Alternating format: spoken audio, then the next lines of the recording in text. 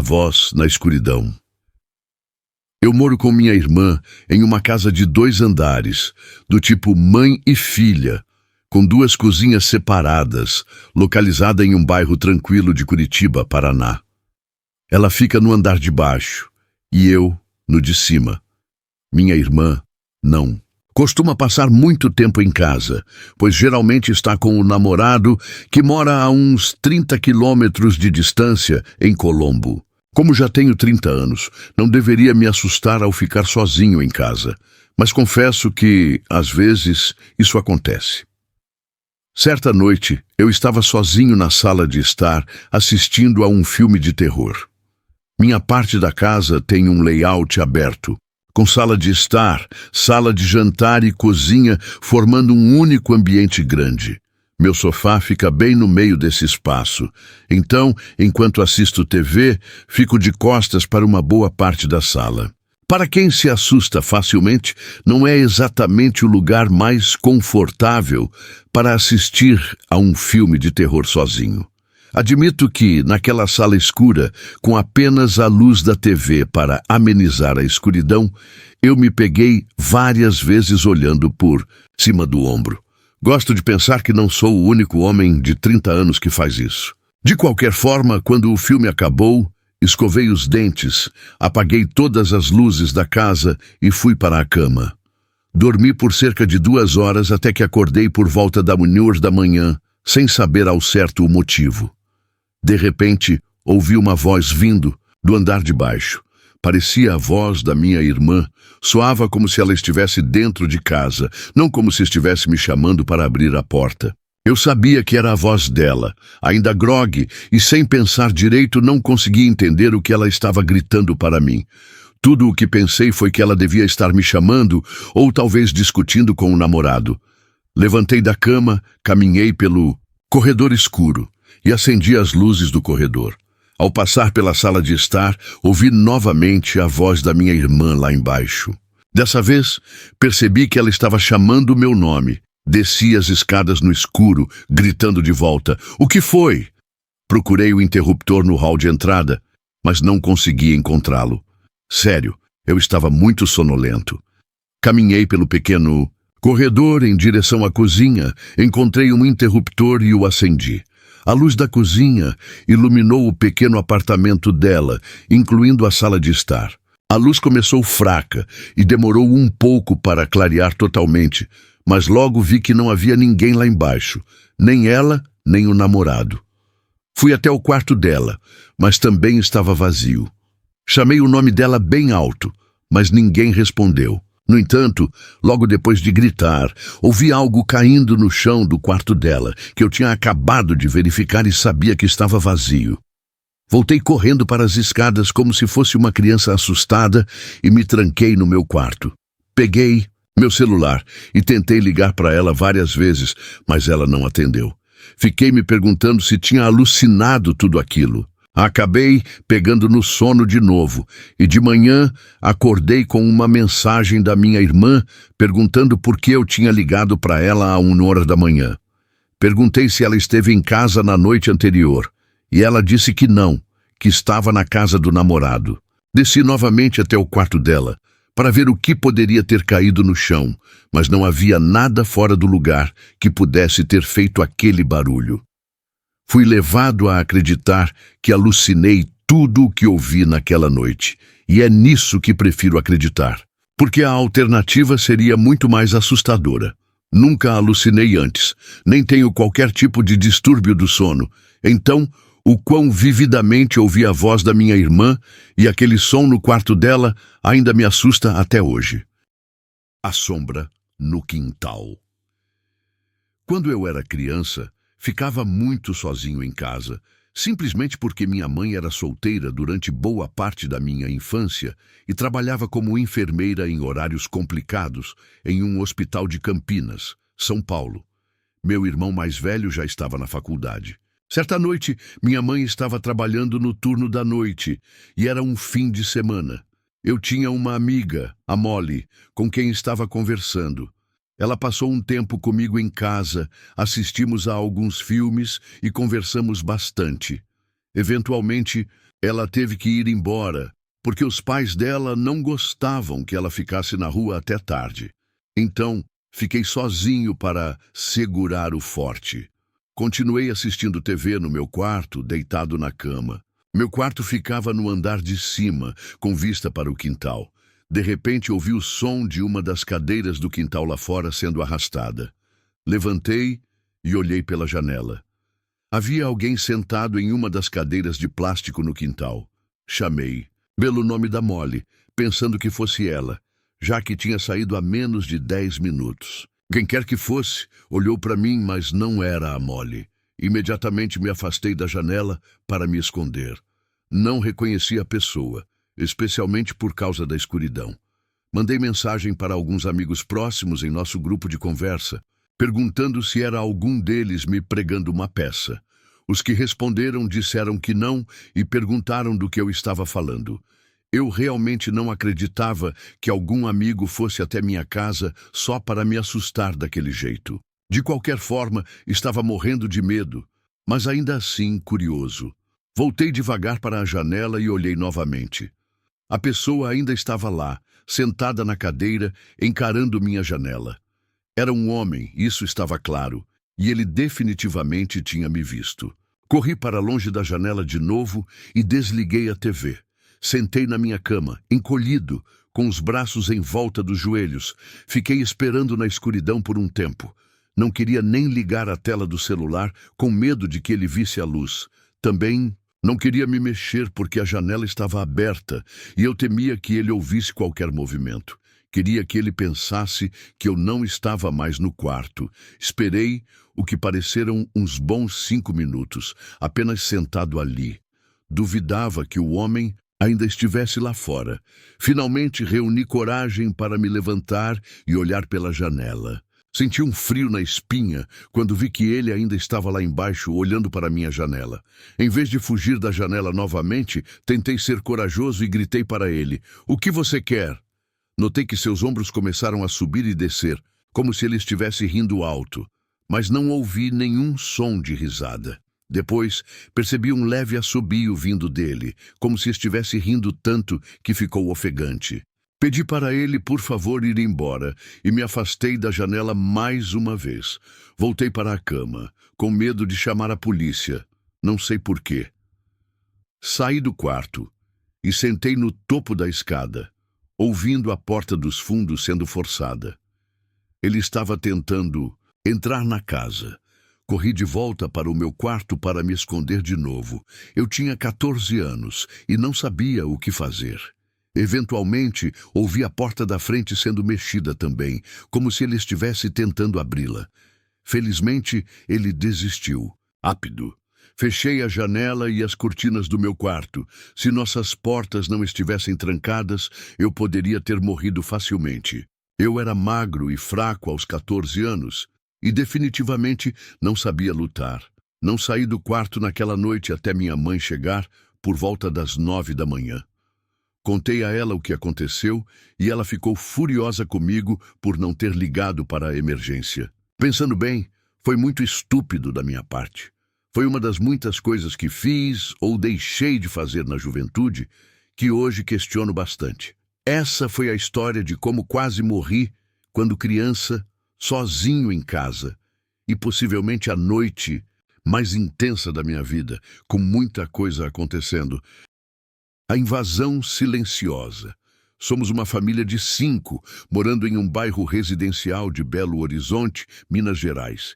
Eu tinha 10 anos na época, meu irmão mais velho tinha 14 e minha irmã mais nova, 5. Era uma sexta-feira à noite.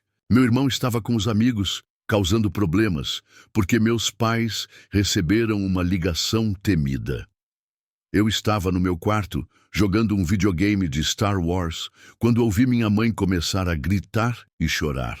Fiquei com muito medo e corri para ver o que estava acontecendo. Minha mãe estava ao telefone com um hospital, que informou que meu irmão tinha sido atropelado por um carro. Estávamos todos abalados e assustados. A perna dele estava quebrada, mas não sei exatamente o que mais foi dito na ligação. Só sei que meus pais se apressaram para pegar os casacos, tiraram minha irmãzinha do quarto dela e me perguntaram se eu ficaria bem sozinho em casa. Eu disse que sim e eles saíram correndo para o hospital. Eu estava muito preocupado com meu irmão, mas não queria ir ao hospital e vê-lo em um estado grave. Acho que meus pais também não queriam que eu ou minha irmã fôssemos, mas não podiam deixar uma criança de 5 anos sozinha em casa. Vale dizer que meu irmão se recuperou bem e o ferimento dele não é mais relevante para essa história, exceto por ser o motivo de eu ter ficado sozinho naquela sexta-feira à noite. Antes de sair, meu pai tentou acalmar minha mãe, dizendo que tudo ia ficar bem. Ver meu pai daquele jeito me tranquilizou um pouco. Pensei que minha mãe estava sendo dramática demais, como qualquer mãe seria. Continuei jogando Star Wars por mais algumas horas, até que ouvi a porta da frente abrir. Eu já tinha fechado a porta do meu quarto. Já passava da meia-noite, bem depois da minha hora de dormir. Então desliguei a TV e o PlayStation. Peguei meu Game Boy e me enfiei na cama. Tentei ouvir as vozes dos meus pais, para saber se meu irmão estava com eles ou o que estavam dizendo, mas não ouvi nada. Depois de alguns minutos sem escutá-los, nem mesmo subindo as escadas, tive a sensação de que algo estava errado. Fui até a porta do meu quarto e a abri silenciosamente. Caminhei até o corrimão que dava vista para a sala de estar. As luzes estavam apagadas, mas havia 3 pessoas altas em pé na sala. Não eram da minha família. Fiquei tão apavorado que congelei por um segundo, antes de voltar silenciosamente para o meu quarto e fechar a porta com o maior cuidado possível. Mas não foi silencioso o suficiente, e eu sabia que eles deviam ter ouvido o clique da porta, mesmo que leve.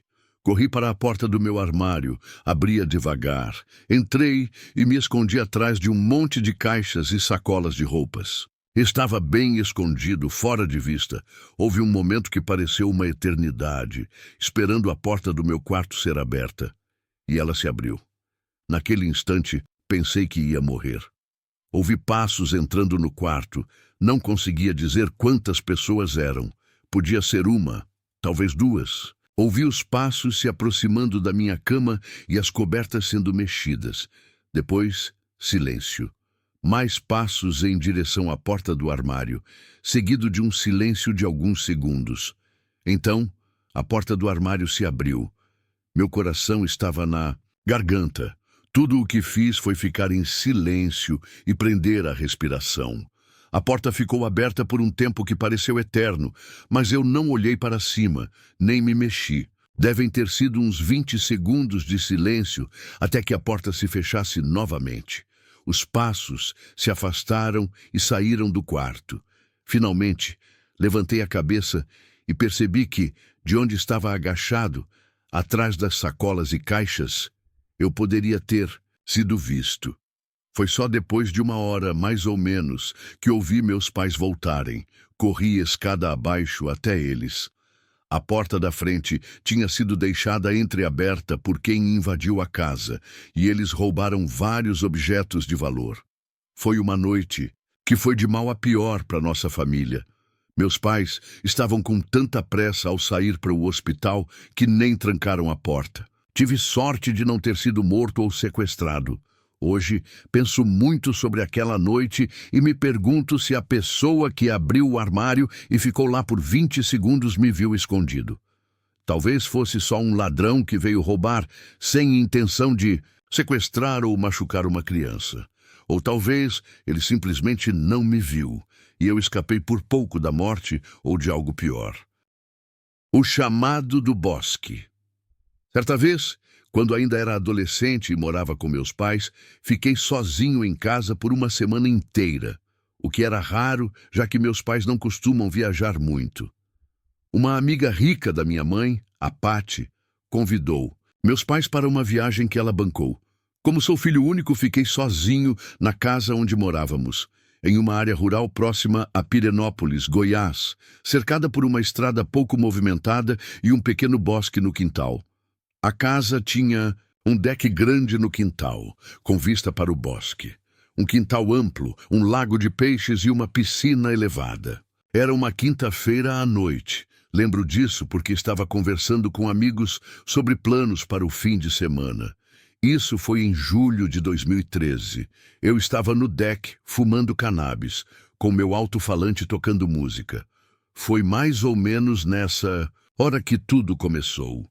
Pensei ter ouvido uma voz vindo do bosque. Abaixe a música e prestei atenção. Não ouvi nada de novo. Então aumentei o som novamente. Quando a música ficou alta outra vez, ouvi a voz de novo, vinda do bosque. Dessa vez, desliguei a música completamente e escutei por mais tempo. Era uma voz masculina dizendo: "Ei, aqui!" Ele parecia estar a uma certa distância, mas não muito, longe. O bosque ficava a uns 20 ou 30 metros do deck e a voz vinha de lá. Nunca imaginei que fosse alguém me chamando. Pensei que talvez fossem crianças brincando de esconde-esconde ou algo assim. A voz gritou novamente: "Ei, aqui, precisamos de ajuda." Dessa vez, percebi que a voz era grave demais para ser de uma criança. Quando alguém grita pedindo ajuda, isso sempre causa preocupação. Comecei a ficar desconfortável, porque agora me perguntava se aqueles gritos eram direcionados a mim. Então ouvi a voz gritar: "Bem na sua frente! Por favor, venha nos ajudar." A voz vinha claramente do bosque, e agora eu tinha certeza de que era para mim. Relutante, gritei de volta: "Quem é você?" Eles responderam: "Só precisamos de ajuda. Estamos presos no bosque." Gritei de novo: "O que isso significa?" A voz respondeu: "Por favor, venha ajudar bem na sua frente." Levantei do assento, desci os degraus do deck até a grama e comecei a caminhar em direção ao bosque. Gritei: "Tô indo. Onde você tá?" A voz respondeu imediatamente: "Bem na sua frente, eu te vejo." Respondi: "Espera, você tá sozinho? Ou com alguém?" Dessa vez, não houve resposta. Parei no meio do caminho em direção ao bosque. Tive um mau pressentimento. Comecei a andar para trás, voltando para o deck e para a casa. Não queria nem virar as costas para o bosque, porque demorei a perceber que havia algo muito suspeito naquela situação. Voltei para o deck e a voz não disse mais nada. Se eles realmente me vissem e fosse algo real, teriam dito algo como: "Aonde você está indo?" No mínimo, eles sabiam que eu estava ciente da situação.